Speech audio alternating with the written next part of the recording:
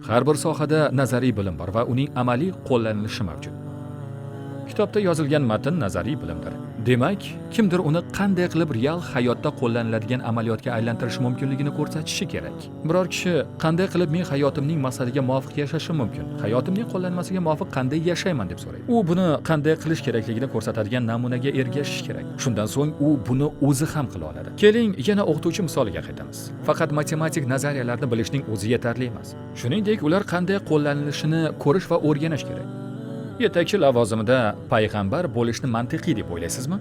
Darhaqiqat, hayvonlar olamida ham bunga misollar bor. Masalan, asalari uyasiga qarasangiz, jamoa bo'lib yashaydigan va umumiy maqsadga xizmat qiladigan koloniyani ko'rasiz. O'sha jamiyatning rahbari etib malika ari tayinlangan. Yoki umumiy maqsadga xizmat qiladigan chumolilar koloniyasiga nazar tashlasangiz, malika chumolni rahbar sifatida ko'rasiz. Bu guruhlarni yetakchisiz, hidoyatchisiz qoldirgan Alloh insoniyatni shunday qoldirishi mumkinmi?